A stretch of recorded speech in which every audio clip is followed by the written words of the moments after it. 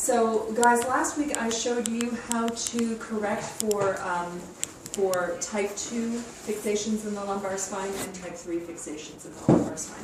So today what we're going to do is we're going to learn how to correct for type 4 fixations in the lumbar spine. Hi.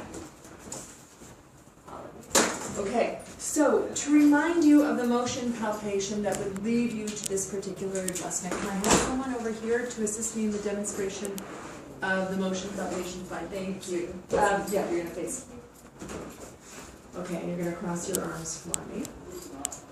So basically, you finish flexing and extending your patient, and now we're into lateral flexion in the lumbar spine, and you laterally flex your patient toward you.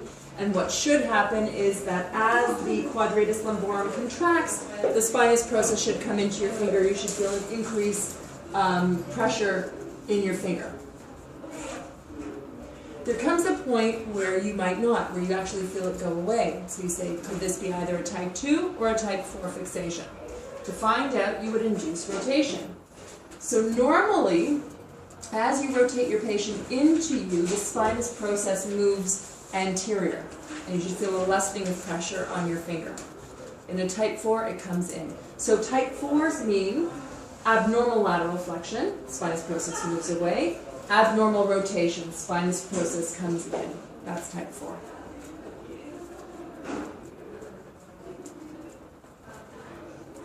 There. Okay, so here we go, L4. L4, Jasmine has a PR listing. It's a type 4 fixation. Okay, so we're going to need to lie her down so that it's lesion side up. So you're going to be lying down on this side. Okay, hold it. Okay, so what we're going to be doing here is called the spinous push. The spinous push. Okay, so guys, the spinous push is actually, I think, misnamed. It really should be named the spinous stabilization, and here's why. So here we have a posterior view of the spinous processes on Jasmine, and here is L4, elevated, like this.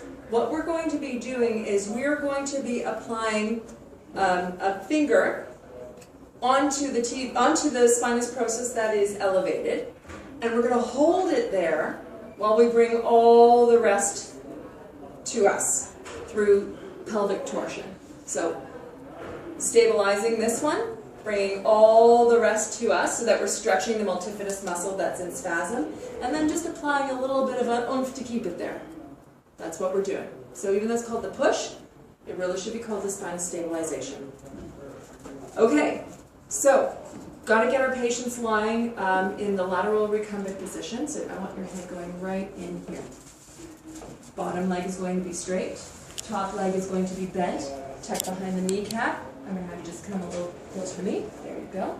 And you're going to just twist a little. And you're going to hold here and here. And it looks pretty much identical so far to what I showed you guys last week. Okay. Now, I need to find the spinous process that is elevated. I could count. What I usually do is, because I'm a feely kind of lady, I usually challenge. And the idea is if I challenge from top down, the normal ones will feel kind of springy when I push down on it, but the one that is elevated doesn't want to go down, so it'll feel kind of hard. I also know it's at L4, so right there. Okay, and I'm going to put a reinforced middle finger contact. So reinforced middle finger contact is going to slide right onto the laminar junction, right onto the spinous process. Now if you want to, you can also do a thumb contact. It doesn't matter. You could do a thumb contact, you can do a reinforced middle finger contact. It doesn't matter. Putting a finger down like this. Now my fingers need to be bent. My fingers are going to come on bent. You'll see why in a sec.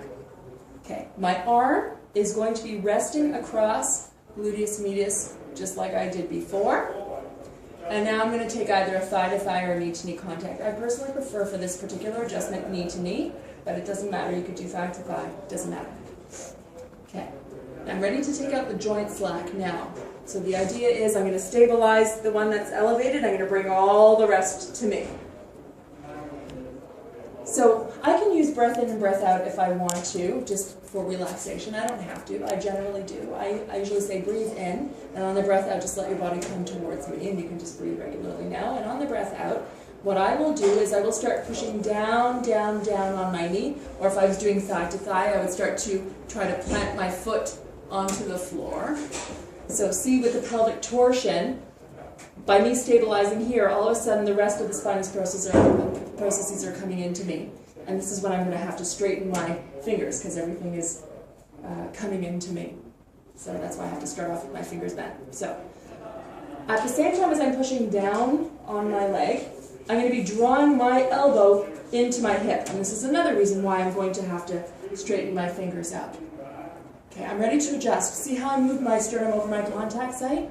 I'm ready to adjust here. The adjustment is 3 things. It is a bow where the arm moves in combination with the body.